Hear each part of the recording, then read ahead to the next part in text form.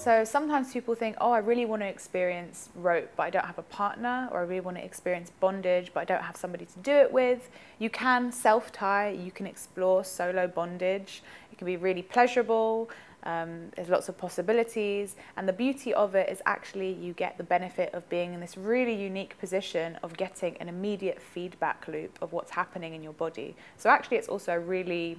excellent way to learn and up your skills really quickly, because you have this feedback loop happening of you do something, you can know exactly how it feels and know what you need to adjust and where you need to adjust it. And so people who self-tie or self-bondage can actually get really good really quickly because they're very in tune with their body. The flip side of that is, of course, if you do more intricate self-bondage or tie yourself up quite tightly or quite intensely or in a challenging position, there is a risk that you may not be able to untie yourself, or you may get into a position that is uncomfortable or difficult to undo. So when you're doing self-bondage, there are some things that you can do to make things safer or to mitigate that risk. So learning quick release knots, ways to untie rope really quickly or have things on a quick release so that you can undo it fast.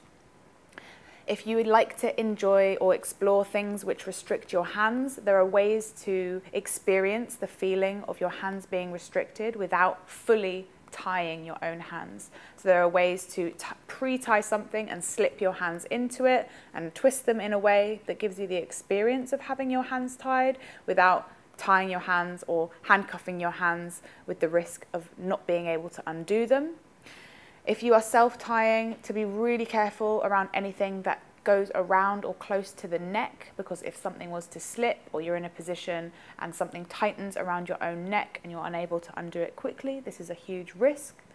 And having your scissors really close by. So I know some people, when they self-tie, they make sure that their scissors and their phone are within arm's reach of them all the time, or they even have smaller scissors or like a hook knife that they tuck somewhere into their underwear, or they tuck somewhere into the rope, so they have it really close by.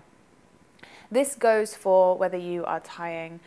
yourself professionally for shoots, like your solo filming content, or if you're just exploring erotically.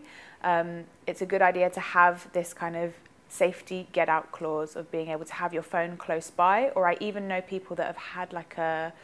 setup on their phone where they can speak to their phone or speak to Alexa or whatever to be able to say call for help, or call emergency services, or call somebody if they were stuck and they couldn't get out. But the risk is, especially with people who might be interested in like self-suspending or tying themselves really intricately, you need to make sure that you have a get out clause or a backup